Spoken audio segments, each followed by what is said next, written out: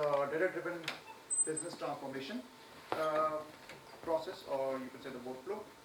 Today we are going to talk about how we can visualize the various information, data or knowledge that we have, and also how do we implement data science in business strategy. So we look at a particular case study as well.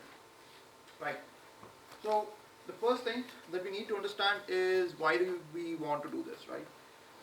Just to close the loop, once we have implemented data science in our business strategy, in our business, in whatever businesses we are trying to do, इसका फायदा ये है कि हमारे पास overall जो business की decision making है वो डेटा ड्रिवन हो जाती है, विच मीन्स कि हमारे पास कुछ एम्पेरिकल प्रूफ आना शुरू हो जाते हैं या हमारे पास कुछ बेसिस बन जाती हैं जिसकी बेसिस के ऊपर हम डिसीजन मेकिंग कर रहे होते हैं। तो जो आइडिया है हमारा, इनिशियली भी बताया था कि जो हमारा बेसिक आइडिया है कि हम वो गट फीलिंग से निकल के एक्चुअली एक proof driven empirical kind of जो डिसीजन मेकिंग है उसको यूटिलाइज करते हुए अपने बिजनेसेस को सपोर्ट कर सकें, अपने बिजनेसेस को ग्रो कर सकें। इसमें बहुत सारे फ़ायदे हैं हमारे पास इंडिविजुअली जो हम बिजनेस में कर सकते हैं। For example real time intelligence. ये जो रियल टाइम इंटेलिजेंस है इसका मतलब ये है कि during during your everyday business activities, your everyday operational activities that you are doing, a lot of times you want an immediate feedback from your systems, from whatever inventories you are holding, from whatever people are working at, whatever other operational activities are being performed. ये जो feedback है आपको, जो continuous feedback आपको मिलनी है, which would result in continuous improvement or generally in improvement of your processes, of your frameworks that are deployed inside the business. This can only happen if you are able to see a very comprehensive picture, if you are able to see the exact, true and comprehensive picture of the actual events. तो इस सिलसिले में जो typically approach इस्तेमाल की जाती है उसमें हमारे पास ज़्यादातर कुछ रियल टाइम डैशबोर्ड्स होते हैं जिनको हम अपडेट करना चाहते हैं, लेकिन ये एक सिंपल रियल टाइम डैशबोर्ड्स नहीं है। ये कोई ऐसे डैशबोर्ड्स होने चाहिए जो कि ना सिर्फ ये कि रियल टाइम डाटा कलेक्ट करके ला रहे हो बल्कि उसको इन्फॉर्मेशन में भी कन्वर्ट कर रहे हो। आपने देखा होगा कि काफ़ी सारा डाटा या कुछ डाटा सेट्स जो अवेलेबल हैं, शायद कुछ लैब्स के अंदर भी आते हों, उसके अंदर जो डाटा पड़ा हुआ है उसको समझना बहुत मुश्किल काम है। अगर हम समहाउ और दी अदर उसको एक ऐसे फॉर्मेट में कन्वर्ट कर दें which is easier to understand, that would help in making decisions for the business very quickly. Similarly, there are many other things. आपने अपने अगर business की data security improve करनी है तो you again need data science, right? This is because once you understand what kind of data is being held by your business, where it is being held, who can access it, क्या authorizations हैं, क्या authentication mechanisms उसके लिए चाहिए, तो only then you can improve the security of your data. Because आप ये नहीं चाहते कि आपका data breach हो जाए। इसकी एक example है बड़ी simple सी कि हमारे पास जो पहले इंफॉर्मेशन सिस्टम्स होते थे उसके अंदर जब आप पासवर्ड्स स्टोर करते थे तो टिपिकली लोग जो हैं वो सिंपल प्लेन टेक्स्ट में स्टोर करते थे, लेकिन आफ्टर मैनी डाटा ब्रीचेस जिसके अंदर यूज़र्स के पासवर्ड्स कॉम्प्रोमाइज़ हो गए, उसके बाद ये बात समझी गई by the information system community और जनरली बाय एवरीवन कि आपको किसी यूज़र को वेरीफाई करने के लिए उसका पासवर्ड स्टोर करने की ज़रूरत नहीं है। You don't want to store textual password, you don't want to store something in the database जिसको आपने दोबारा कभी यूज़ नहीं करना। जो पासवर्ड स्टोर करने का एक फ़ायदा हो सकता है वो सिर्फ ये हो सकता है कि जब यूज़र आपको कहे कि यार मेरा पासवर्ड क्या था, तो आप उसको वो प्लेन टेक्स्ट पासवर्ड वापस भेज दें। लेकिन उसके नुकसान बहुत ज़्यादा हैं। अगर आपका डाटा ब्रीच हो जाए या आपका पासवर्ड कॉम्प्रोमाइज़ हो जाए तो फिर अटैकर्स जो हैं वो आपके सिस्टम्स भी ख़राब कर सकते हैं और भी बहुत सारे मसले कर सकते हैं। इस प्रॉब्लम को रिजॉल्व करने के लिए अब पासवर्ड नहीं स्टोर किया जाता बल्कि पासवर्ड का एक हैश स्टोर किया जाता है। इन अदर वर्ड्स, पासवर्ड की एक ऐसी रिप्रेजेंटेशन स्टोर की जाती है जिससे आप दोबारा पासवर्ड एक्सट्रैक्ट ना कर सको। तो वन वे हैशिंग फंक्शंस होते हैं, आप पासवर्ड के अगेंस्ट एक रिप्रेजेंटेशन बिल्ड करते हो और वो आप स्टोर कर देते हो। अब ये हमें कैसे पता चला? By looking at the data, by looking at के डाटा ब्रीचेस कितनी हो रही हैं और उन डाटा ब्रीचेस के अंदर कौन सी चीज़ें जो कॉम्प्रोमाइज़ हो रही हैं। कौन सी चीज़ें हैं जिनको हमें फिक्स करना चाहिए। इसी तरह से एक और चीज़ जहाँ पे हमारे पास डेटा साइंस बहुत ज़्यादा पॉपुलरली यूज़ होती है वो है स्पैम्स। बहुत ज़्यादा स्पैम जो है, ठीक है, वो जनरेट होती है which is of course meaningless to you. आपने आप you are not interested in that kind in whatever spam emails आते हैं, लेकिन लोग आपको स्पैम्स भेज रहे हैं। Now why are they sending you spams? दो उसके पीछे रीजन है। एक ये कि जो बंदा स्पैम भेज रहा है ही इज एक्सपेक्टिंग कि शायद एक आध कोई स्पैम ऐसी होगी कि जिसके साथ मेरा यूज़र इंटरेक्ट कर जाएगा, और जैसे यूज़र इंटरेक्ट करेगा तो फिर you can also download malicious code into his system, you can make his PC a zombie PC जो कि अगेन स्पैम्स भेजना शुरू कर दे, and you can do many other things as well. You can steal their passwords, you can steal their banking information and many other things. The other thing your spammers are interested in is कि अगर उनको ये पता लग जाए कि जिस particular email पे स्पैम गई है उनकी एक, उस पर्टिकुलर ईमेल एड्रेस पे यूज़र सिर्फ इंटरेक्ट कर रहा है, चाहे वो कोई लिंक क्लिक नहीं कर रहा, चाहे वो कुछ डाउनलोड नहीं कर रहा, कुछ भी ना कर रहा, लेकिन सिर्फ वो इंटरेक्ट कर रहा। अब उनको ये पता लग गया है कि भाई ये जो बंदा है ना, ये एक आइडियल विक्टिम है कि इसको हम एडवर्टाइजमेंट्स भेज सकें, इसको हम और किस्म के मैलिशियस कोड भेज सकें, और कभी ना कभी तो कोई क्लिक कर ही देगा। तो ये दो चीज़ें, एक तो कोई बंदा क्लिक कर दे और मैलिशियस सॉफ्टवेयर डाउनलोड कर दे, और एक वो बंदा सिर्फ ये इंडिकेट कर दे कि भाई yes I am a human who can read these particular emails, because a lot of email addresses are either not utilized or they their email your inboxes are not monitored, so spammers के लिए वो इतने interesting नहीं होते, right? अच्छा, फिर इसके अलावा हम क्या कर सकते हैं?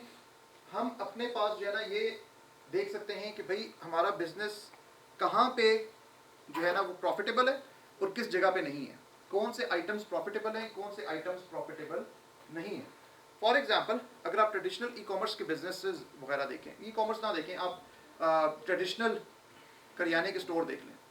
एक करियाने के स्टोर पे आपके दुकानदार को कैसे पता चलता है कि उसको कोई चीज़ ऑर्डर करनी है? उसको कैसे पता चलता है कि उसको कौन सी चीज़ें रीफिल करनी चाहिए, कौन सी चीज़ों की डिमांड ज़्यादा है और कौन सी चीज़ों की डिमांड बिल्कुल नहीं है? वो अपने एक्सपीरियंस पे कर रहा है। वो बैठ के देखता है कि अच्छा अब एक आइटम की जो है ना वो क्वांटिटी कम हो गई है, तो मैं किसी को कांटेक्ट करूं, वो मुझे ला के दे दे, या कोई बंदा खुद आएगा आके मुझे चीज़ें दे देगा। अब ये वाला जो काम है, ठीक है, ये सारा का सारा it takes some time and effort, और what it would lead to is scenarios जहाँ पे और टाइम पीरियड जहाँ पे एक बहुत ज़्यादा प्रोडक्ट जो सेल हो रहा है वो अवेलेबल नहीं होगा दुकान में, क्योंकि बाय द टाइम जो शॉपकीपर रियलाइजेस कि भाई मेरे पास अब इसका स्टॉक नहीं है काफ़ी और मुझे ऑर्डर करना चाहिए, उस वक्त तक काफ़ी देर हो चुकी है। He can also miss it, वो लेट हो सकता है, डिलीवरी लेट हो सकती है।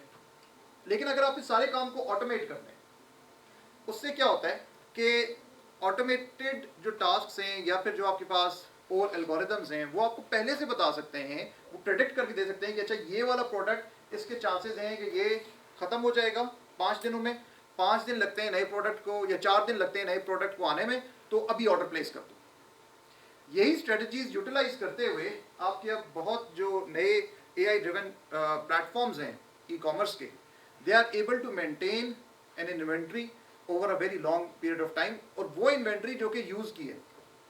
भाई you don't want to end up in situations जहाँ पे आप पेरिशेबल लेके अपने पास स्टोर कर दें, पेरिशेबल आइटम्स। फॉर एग्जांपल आपने जो है ना वो मुर्गी का गोश्त जो है ना ताज़ा आपने ले लिया, आपने रख लिया अपने पास, और कोई उसको खरीदना नहीं चाहता आपके पास। You don't want to end up in that situation, right?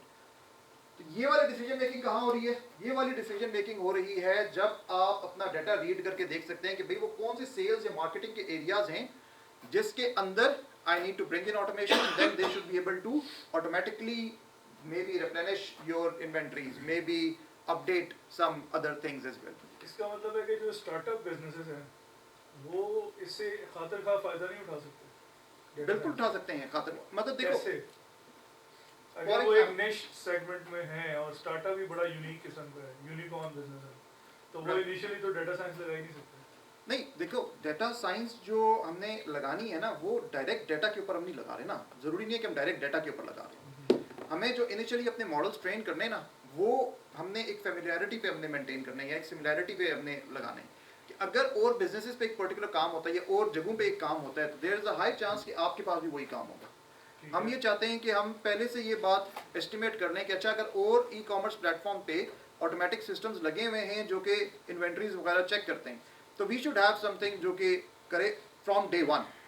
So for example, if we create a new e-commerce platform, उसके अंदर कुछ चीज़ों का होना ज़रूरी है। उसके अंदर ये होना ज़रूरी है कि हम जो है ना सही तरीके से आइडेंटिफाई कर सकें कि कौन से प्रोडक्ट्स के ऊपर सेल लगनी चाहिए। हम ये आइडेंटिफाई कर सकें कि कौन से वाले प्रोडक्ट्स जो है ना हमारे वेयर हाउस में अवेलेबल हों, ताकि वो लोगों तक लाजमन जल्दी पहुँच सकें। और लोग कहाँ से ऑर्डर करते हैं, किस किस्म के ऑर्डर करते हैं, ये सारी चीज़ें हमें कहाँ से मिलती हैं, और बाकी जो एग्जिस्टिंग ई कॉमर्स प्लेटफॉर्म्स हैं उनके प्रोसेसेस देख के हमें मिलती हैं। अच्छा, फिर इसी तरह से बाकी सारी चीज़ें तो खैर होती हैं। ये जो इनोवेशन एंड न्यू प्रोडक्ट्स वाली बात थी, ये भी हमने एक्सप्लेन की थी कि आप बेसिकली नए प्रोडक्ट्स जो है ना, बेटा आप RM की क्लास में आ रहे हैं, क्लासरूम 4 में जो CR4 में। अच्छा, जो नए प्रोडक्ट्स वगैरह जो है ना डेवलप करने के लिए हमारे पास अगेन डाटा होगा। इफ़ यू कैन सी कि लोग किस तरफ इंटरेस्टेड हैं, then you can work on developing new products and working on new products. So इसकी एक एग्जांपल है, there is a website which was used in Korea. It was called Coupang, ठीक है। और जो उनका इनिशियल बिजनेस था ना, वो सिंपली ये था कि वो कूपन्स रखते होते थे और डिफरेंट स्टोर्स वगैरह के, और वो यूजर्स को दिखाते होते थे। विद टाइम दे रियलाइज्ड कि यार ये जो हम कूपन्स रख रहे हैं, ठीक है, खाली स्टोर्स पे बताने के लिए, इससे बिजनेस ग्रो नहीं कर सकता। So what they did was they started by creating various warehouses and by putting and by getting various items in their own inventory. फिर वो उसी कूपन्स के साथ साथ अपनी चीज़ें बेचना शुरू हो गए, सही है। फिर दे रियलाइज्ड कि थोड़ा कोविड आने से बिल्कुल पहले कि जो मार्केट है ना, वो सिर्फ ये नहीं कहती कि भाई मुझे जो है ना ला के दे दो जूते मैंने खरीदने या मैंने कपड़े खरीदने, सिर्फ ये नहीं है, बल्कि मार्केट ये भी कहती है कि भाई मुझे जो है ना अभी फ्रेश ग्रोसरीज ला के दे दो। तो they diversified into that particular area as well. फिर दे डाइवर्सिफाइड फर्दर। उन्होंने कहा कि भाई हम जो है ना रेस्टोरेंट से खाने भी लेकर आएंगे। अब क्या हो गया कि साउथ कोरिया के अंदर आपके पास एक कंपनी है कूपॉन्ग, जो ऑनलाइन चीज़ें भी बेचती है, जूते, शूज़, इलेक्ट्रॉनिक आइटम्स, कंप्यूटर्स, उनकी एसेसरीज़। उनका एक कूपॉन्ग ईट्स भी है जो रेस्टोरेंट से खाने लेकर आता है, वो डिलीवरीज भी करते हैं, वो और जो है ना आपके जो डिफरेंट वो हैं ग्रॉसरीज वगैरह वो भी करके दे देते हैं, डिफरेंट चीज़ें करके दे देते हैं। मतलब ये डाइवर्सिफाई क्यों किया उन्होंने? डाटा को देख के। और अगर आप साउथ कोरिया की एग्जांपल देखें, साउथ कोरिया में हमारे पास जो साउथ कोरिया में उनके पास कंपनीज हैं जो कि बहुत ज़्यादा चीज़ें करती हैं। मतलब उनके पास कंपनी है नेवर के पास ईमेल्स भी वो प्रोवाइड करती है, ठीक है, ईमेल सॉल्यूशंस भी हैं, होस्टिंग्स भी प्रोवाइड करते हैं, सर्च भी, मैप भी, उनके पास ऑनलाइन शॉपिंग के भी वो हैं कि अगर आपने ऑनलाइन शॉपिंग करनी है, कंप्लीट उन्होंने इकोसिस्टम बनाया हुआ है। और इनफैक्ट वहाँ पे लोग नेवर यूज़ करते हैं तो वो हर चीज़ नेवर पे ही कर रहे हैं। सर्चिंग के लिए ट्रांसलेशन उन्हें करनी हो कोरियन और इंग्लिश के अंदर या किसी भी और लैंग्वेज के अंदर, नेवर यूज़ करेंगे। उन्होंने ग्रॉसरीज वगैरह लेनी है, नेवर यूज़ करेंगे। पेमेंट लिटरली जो आप स्टोर्स पे जाके पेमेंट्स करते हो ना, वो नेवर के थ्रू करते हैं। क्यों? क्योंकि नेवर ने इतना डाइवर्सिफाई किया है अपने आप को देख के कि भाई लोगों की हैबिट्स क्या हैं, स्पेंडिंग हैबिट्स क्या हैं। उन्होंने ये देखा कि भाई लोगों की स्पेंडिंग हैबिट्स हैं कि लोग जाते हैं वो अपनी ग्रॉसरीज खरीदना चाहते हैं, लोग चाहते हैं कि उनके ईमेल वगैरह जो है ना वो अपनी ईमेल देख सकें, लोग चाहते हैं कि भाई वो मैप्स देख सकें, मैप को देखते हैं, वो एक रेस्टोरेंट पे जाते हैं, वो कहते हैं अच्छा मैं इधर से खाना लेना चाहता हूँ, ओके इसको रजिस्टर कर लो। इस तरह करते करते करते उन्होंने कंप्लीटली ग्रो कर दिया और एक बहुत बड़ा प्लेटफॉर्म बना दिया। और मजे की बात यह है कि never is not the only platform जो कि मल्टीपल चीज़ें कर रहा है। ककाओ इज अनदर प्लेटफॉर्म जो कि इसी तरह से कर रहा है। सो मच सो कि वहाँ पे जो मेन मैसेजिंग की ऐप है ना साउथ कोरिया में, वो ककाओ टॉक है। ककाओ टॉक वो यूज़ करते हैं, मेन अपनी जो चैटिंग की ऐप है जिससे पाकिस्तान में व्हाट्सएप यूज़ होती है। और ककाओ ही साथ में आपको ग्रॉसरी शॉपिंग भी अलाउ करता है। स्टोर्स हैं वहाँ पे सोल में और जो है ना उनके गंगनाम वगैरह में, जो कि स्पेसिफिकली ककाओ के जो इमोजीज होती है ना जो आप चैट में भेजते हो, उन इमोजीज से उन्होंने पपेट्स वगैरह और डॉल्स वगैरह बनाई हुई है, अपने स्टोर्स में रखी हुई हैं, और लोग जो है ना वो आप समझो पागल हैं बिल्कुल उन चीज़ों को लेने के लिए। मतलब इट्स लिटरली नथिंग। वो जो इमोजीज आप भेज रहे हो अपने टॉक पे, वही इमोजीज अगर वहाँ पे आपको मिल जाएं, डॉल्स मिल जाएं, जब एक नई डॉल आती है तो वहाँ पे लंबी लंबी लाइंस लगी होती हैं लोगों की। उन्होंने ये एनालाइज किया ककाओ टॉक में कि भाई जो साउथ कोरियंस है ना, they are interested in so to speak cute things. अगर उनको कोई चीज़ लग जाए ना कि ये क्यूट है तो बस वो कहेंगे कि ठीक है, सिर्फ डिजिटली नहीं बल्कि फिजिकली भी। तो उन्होंने क्या किया, अपने जो ग्रो किया अपने बिजनेस को और शॉप खोल दी, कम शॉप्स खोली ताकि लोग उसके ऊपर रश लगा दें। लोग रश लगा देते हैं, वो मेन एरिया के अंदर है, उसके ऊपर लगता है कि तो बहुत बड़ा काम हो रहा है। ये सारे की सारे डिसीजन मेकिंग कैसे हो रही है, क्योंकि दे हैव अंडरस्टूड डाटा को देख के कि जो लोग हैं वो चाहते क्या हैं। हमारे यहाँ ये काम नहीं होता। हमारे यहाँ जो बिजनेसेस हैं वो बहुत फोकस्ड होते हैं। थिंक ऑफ स्विवल, ठीक है, स्विवल ने किस तरह से स्टार्ट किया था। They wanted to go around और फिर लोगों को जो है ना वो राइड शेयरिंग सर्विसेज वगैरह देना चाहते थे, and then they had to shift towards what, grocery, right. COVID के अंदर हमारे जो सिस्टम्स हैं वो ग्रो ही नहीं करते। हम जब भी अपने पास स्टार्टअप्स बनाते हैं या जब भी हम अपने पास जो भी आपके पास इंडस्ट्री वगैरह है, apart from a few industry, आपकी इंडस्ट्री हमेशा फोकस्ड है। सिवाय आप इस तरह से देख लो एंग्रो के या फौजी के, आपके पास और कितनी इंडस्ट्रीज हैं जो कि अपने आप को डाइवर्सिफाई करती हैं और मल्टीपल एरियाज को टारगेट करती हैं। ये जो मल्टीपल एरियाज को हम टारगेट करते हैं इसके ऑफकोर्स बहुत ज़्यादा फायदे हैं, ठीक है। अगर एक एरिया नीचे भी जा रहा हो तो दूसरा एरिया कैन पिक अप। ये वाले काम आपको कैसे पता लगेंगे? ये काम आपको तब नहीं पता लग सकते कि आप सारी अपनी जो भी आपके पास रिकॉर्ड है वो किसी रजिस्टर में पड़ा हुआ है, या एक सीईओ बैठा हुआ है वो अपनी गट फीलिंग पे जा रहा है। जो अपनी गट फीलिंग पे जा रहा है बंदा, वो तो कभी रिस्क नहीं लेना चाहेगा। लेकिन जब आप डाटा को देखते हो और देखते हो कि लोगों की हैबिट्स कैसे चेंज हो रही हैं, तभी आपको पता लगता है कि अच्छा, now we should jump to another domain, now we should do this thing, now we should do that thing. तो वो डाटा ड्रिवन हमारे पास डिसीजन मेकिंग नहीं हो रही हमारी बिजनेसेस में, which is something lacking in our process. Sir, yes, ये जिस तरह आपने बताया कि वो ककाओ है, या हम पहले लोग देखते रहे कि ऊबर बाहर चलती है, हमारे यहाँ पे किसी ने वही मतलब क्यों नहीं ये रिस्क, वो आपने जो बात की कि रिस्क नहीं ले पाते, या क्या चक्कर है सर? ये अच्छा कुछ हद तक तो हमारे पास कॉपी करना है ना सर, कॉपी हाँ, ही तो मतलब कॉपी करना है, लेकिन हम करना नहीं चाहते ना, क्योंकि हमें डर है।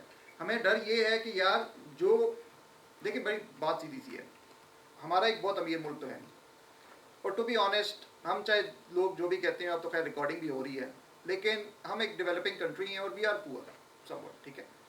अपॉर्चुनिटीज़ हमारे पास बहुत ज़्यादा हैं। यहाँ पे जो हमारे इन्वेस्टर्स हैं, they want some kind of quick feedback, ताकि उनको फौरी तौर पे जो है ना उनको प्रॉफिट्स वगैरह मिल सके। They are not thinking long term, जो मेरा ख्याल से सबसे बड़ा जो है ना हमारे पास हमारा अलमिया है कि हम वो लॉन्ग टर्म नहीं सोच रहे। हम वो नहीं सोच रहे कि अच्छा ये जो हम काम कर रहे हैं, ये जो टूल्स एंड टेक्नोलॉजीज़ की ऊपर बात होती है, या जो रिसर्च के ऊपर स्पेंडिंग होती है, उसका इफेक्ट बाद में जाके इंडस्ट्री पे आता है। ये चीज़ हम नहीं सोचते।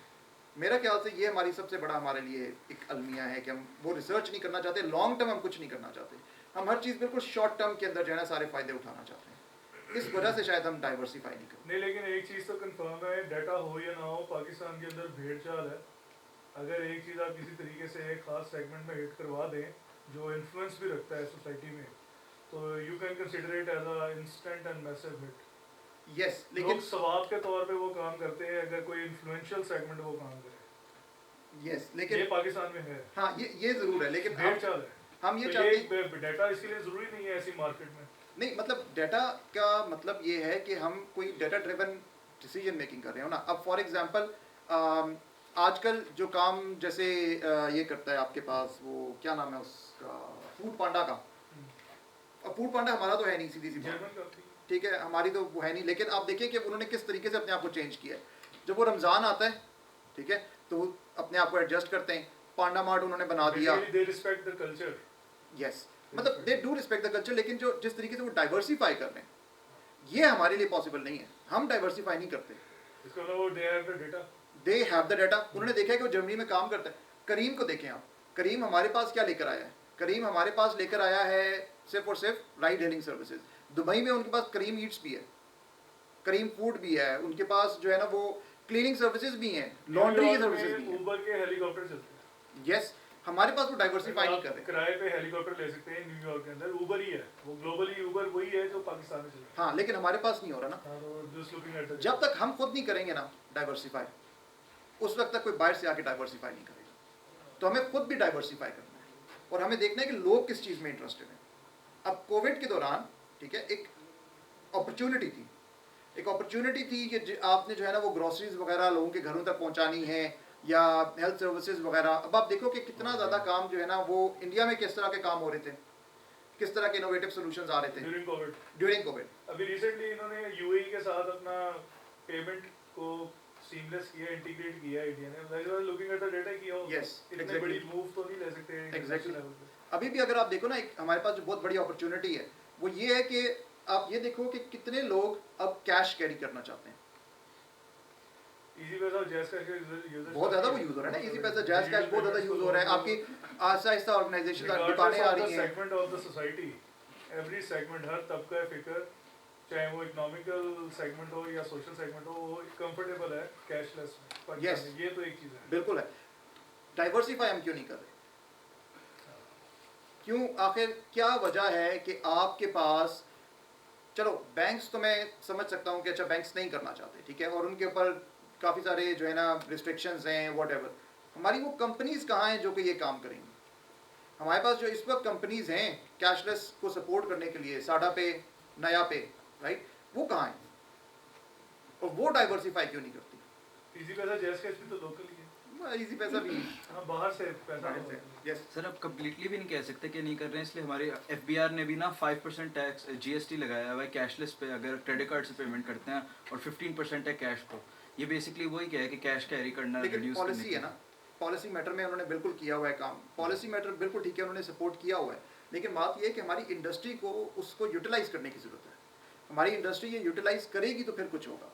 अब एक और मैं आपको अगर एग्जांपल दूं, जिस तरह से हम ये करते हैं ना, हमारा टैक्स है, ठीक है, हम कहते हैं कि सिर्फ और सिर्फ साउथ कोरिया में ऐसा नहीं होता। साउथ कोरिया में काफ़ी सारे जो रेस्टोरेंट्स हैं या काफ़ी सारी और जगह जो है ना, जो खास तौर पे छोटे रेस्टोरेंट्स हैं, दे प्रेफर कि आप उनको कैश दो और आप उनके साथ कार्ड्स के साथ ट्रांजेक्शन ना करो। लोग करते कार्ड के ऊपर ही हैं, लेकिन वो प्रेफर करते हैं कैश हो, क्योंकि उन्हें पता है कि जो कैश आता है ना उसके ऊपर टैक्स नहीं लगता और कार्ड्स के ऊपर टैक्स लगता है।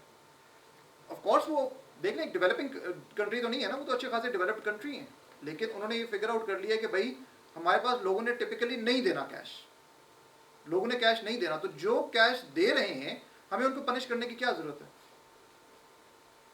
हम भी इसी तरफ जा सकते हैं इवेंचुअली 10-15 सालों में, अगर हमारे सारे लोग इसी तरह से करना शुरू कर दें। और फिर कैश रखने के हमें बहुत ज़्यादा नुकसान है। देखिए यही बात है ना, हम क्यों नहीं कैश रखना चाहते? क्योंकि हम डरते हैं कि कोई मगिंग हो जाएगी, चोरी हो जाएगा, फेक नोट्स आ जाएंगे हमारे पास। हम तो इस चीज़ से डरते हुए कैश नहीं रखना चाहते। हमारी इंडस्ट्री तो नहीं सपोर्ट कर रही, हमारी तो दुकानें तो नहीं सपोर्ट करती। आपके पास तो छोटी से छोटी दुकान यूएस में, आपके पास साउथ कोरिया में, जापान में छोटी से छोटी दुकान आपकी कैशलेस पेमेंट जो है वो सपोर्ट करती है। अब जैसे इजी पैसा जा रहा है, ठीक है, इजी पैसा मैंने देखा है कि वो बहुत ज़्यादा जो है ना जगहों पे यूटिलाइज होता है। It's a very good thing, लेकिन लोग फिर भी डरते हैं इजी पैसा से कि यार आप इजी पैसा ट्रांसफर कर दोगे तो हमारे निकालना मसला पड़ जाएगा।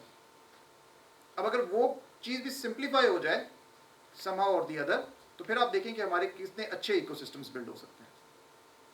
Anyways, coming back to the point, जो ओवरऑल हमें चाहिए वो ये है कि हम अपने बिजनेसेस को इस तरीके से बिजनेसेस के साथ टेक्नोलॉजी को इंटीग्रेट करें कि हमारे जो बिजनेसेस हैं ना वो ग्रो कर सकें, वो डाइवर्सिफाई भी कर सकें और उनकी डेप्थ भी इंक्रीज हो सके, वो ग्रो कर सकें।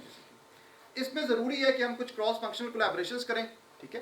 क्रॉस फंक्शनल कोलैबोरेशंस का मतलब ये है कि you talk with other kind of you go into other areas, you talk with other companies, you talk with many kind of technologists, और उसके हिसाब से आप देखें कि आप कैसे अपने आप को इम्प्रूव कर सकते हैं। Another thing is very clear communication and education, जिसका मतलब ये है कि ये जो हम काम करते हैं ना, data driven decision making as data scientist आप करने वाले हैं, ये तभी हो सकती है ना जब आप बड़ा क्लियरली कम्युनिकेट कर सकें कि वो क्या फैक्टर्स हैं या वो क्या चीज़ें हैं जो कि बिजनेस को अफेक्ट कर सकती हैं, कहाँ पे ग्रोथ का चांस अवेलेबल है, डाटा क्वालिटी की कोई एश्योरेंस हो। क्योंकि बात तो वही है, आप जाके डाटा प्रेजेंट करें और आगे से जो भी बंदा बैठा हुआ है वो आपको कह दे कि भाई ये तो डाटा, आप इसको क्या आपको यकीन है कि डाटा बिल्कुल सही है, डाटा गलत होगा, आप कैसे आंसर करेंगे उसको? हाउ कैन यू टेल एक सेठ को जो करोड़ों रुपए लगा के बैठा हुआ है अपने ऑफिस में कि यार जो डाटा है मेरा उसकी क्वालिटी सही है और जो मैं डिसीजन मेकिंग कर रहा हूँ वो भी सही है? कोई प्रूफ होगा तो फिर आप ये कर सकते हैं ना। तो उसके लिए तो डाटा की क्वालिटी एश्योरेंस करना बहुत ज़रूरी है। फिर स्केलेबिलिटी और फ्लेक्सिबिलिटी भी। दिस एसेंशियली मीन्स कि आप चाहते हो कि आपके बिजनेसेस स्केलेबल भी हो प्लस फ्लेक्सिबल भी हो, कि अगर कोई चीज़ फेल होना शुरू हो जाए तो ऐसा ना हो कि आप बस सारे जो आपके एग्स थे ना वो एक ही बास्केट में पड़े हुए थे, वो फेल हो गया, done. So you don't want to end up in that particular scenario. Finally, you need continuous monitoring and improvement. Continuous monitoring and improvement का मतलब ये है कि once you have identified a particular area जहाँ पे आपका बिजनेस ग्रो कर सकता है या बिजनेस जो है ना वो डाइवर्सिफाई कर सकता है, उसके बाद इट इज़ इम्पॉर्टेंट कि you stick with it. You don't want to end up in a situation कि जैसे हमारे पास गूगल की एग्जांपल है ना, गूगल बहुत सारे प्रोडक्ट्स बनाता है, बहुत सारे प्रोडक्ट्स, लेकिन गूगल फिर क्या करता है कि उसको मॉनिटर करता है कि इसके ऊपर यूजेज क्या है। और जब उनको ये पता लगता है कि अच्छा एक पर्टिकुलर प्रोडक्ट के ऊपर काफ़ी अरसे से कोई यूजेज नहीं आई, तो वो क्या करते हैं कि प्रोडक्ट को बिल्कुल बैठा देते हैं, कंप्लीटली डिसकंटिन्यू नहीं करते लेकिन वो बिल्कुल बैठा देते हैं, या उसको पब्लिक से निकाल देते हैं या उसकी जो है ना वो यूजेज खत्म कर देते हैं। ये जो गूगल ग्लास अगर आपको याद हो एक ज़माने में आया था, गूगल ग्लास जो है ना वो उसकी पेनिट्रेशन इतनी ज़्यादा नहीं थी, लोग स्टिल उसको यूज़ नहीं कर रहे थे। अब आप देखें एप्पल ने अपनी ग्लासेस रिलीज़ की हुई हैं, लोग अब उसको ले रहे हैं, गूगल ग्लास कहाँ गया? राइट, आई डोंट थिंक कि आपको याद होगा कि आपने चेक भी किया होगा कि गूगल ग्लास कहाँ गया। गूगल ग्लास अब पब्लिक में नहीं है बल्कि वो इंस्टेंट इंडस्ट्री में लेके चले गए, और वो इंडस्ट्री के प्रोसेसेस सपोर्ट करने के लिए जो है ना गूगल ग्लास को लेके उसको बड़ा उन्होंने एक नीश मार्केट में डाल दिया, वहाँ पे उनकी सेल्स होती जा रही हैं। ठीक है, तो वो कॉन्टिन्यूस मॉनिटरिंग से उनको ये बातें पता चल रही हैं और वो इम्प्रूवमेंट भी उसके ऊपर लेकर आते जा रहे हैं, ऐसा ऐसा चीज़ें उसको इम्प्रूव करें। पता लगा कि भाई पब्लिक में इसका नहीं है स्कोप, तो वो इंडस्ट्री में लेके चले गए जहाँ पे आपको स्पेशलाइज्ड टास्क के लिए गूगल ग्लास चाहिए। ये सारे काम करने के लिए इट्स इम्पॉर्टेंट कि हम किसी तरीके से somehow or the other अपने पास जो भी इंफॉर्मेशन कलेक्ट हो रही है, जो डाटा से हम कन्वर्ट कर रहे हैं, उसको हम विजुलाइज कर सकें। अब इंफॉर्मेशन विजुलाइजेशन के अंदर हमारे पास कुछ आइडियाज़ हैं। ठीक है, पहली बात तो ये समझने की ज़रूरत है कि जो इंफॉर्मेशन विजुलाइजेशन है इसका मकसद ये है कि आप अपने डाटा को, ठीक है, किस ऐसे तरीके से प्रेजेंट कर सकें कि वो जो यूज़र है उसको देखने वाला वो उसको सही तरीके से समझ भी सके। मतलब ये कि आप अपने डाटा या अपनी इंफॉर्मेशन को जिस पर्सपेक्टिव से आप प्रेजेंट कर रहे हैं ना, जिस माइंडसेट के साथ आप प्रेजेंट कर रहे हैं, वही चीज़ आपके जो देखने वाला यूज़र है उसके पास भी पहुंच सके। अगर आप ये करने में कामयाब हो जाएं, इससे क्या होगा कि आपके जो जहन में एक थॉट है वो थॉट आप ट्रांसमिट कर देंगे टू द अदर पर्सन जो कि डिसीजन मेकर है, बिजनेस एनालिस्ट या समवन एल्स, फिर he can make some kind of a decision. अगर आपके जहन में एक थॉट है उसको आपने सही तरीके से विजुलाइज ना किया, फिर क्या होगा कि there would be some kind of mismatch between what you are presenting and between what is being understood by the user who is looking at it. We don't want to end up in that situation. फिर क्योंकि वहाँ क्या होगा कि जो user देख रहा है वो नहीं समझ रहा, वो लाजमन गलत डिसीजन मेकिंग करेगा। ये जो सही डिसीजन मेकिंग है इसकी वजह से क्या होता है कि एक तो आपकी जो कॉग्निटिव अंडरस्टैंडिंग है, विच एसेंशियली मीन्स कि जो समझने की सलाहियत है वो इम्प्रूव होती है। ठीक है, जो देखने वाला है अगर आपने अच्छे तरीके से विजुलाइज किया हुआ है तो he will be able to understand के डाटा के अंदर पैटर्न्स और ट्रेंड्स क्या हैं जिस तरीके से आप प्रेजेंट करना चाहते हो। और फाइनली आप इफेक्टिव डिसीजन मेकिंग कर सकते हैं। It will support effective decision making जब आप बिल्कुल एक्शनेबल इनसाइट्स दे रहे हो। अगर आपने बिल्कुल रैंडम बातें करनी है कि ये देखें ये डाटा जो है ना जनरली ऊपर जा रहा है, it means nothing. If you can present the information in a way which is an actionable insight. कि भाई we should probably invest this much amount of money in these many years, you know, for continued success in the business. वहाँ से क्या होता है कि वो decision making में आसानी मिल जाती है, वो एक एक्शनेबल इंसाइट है.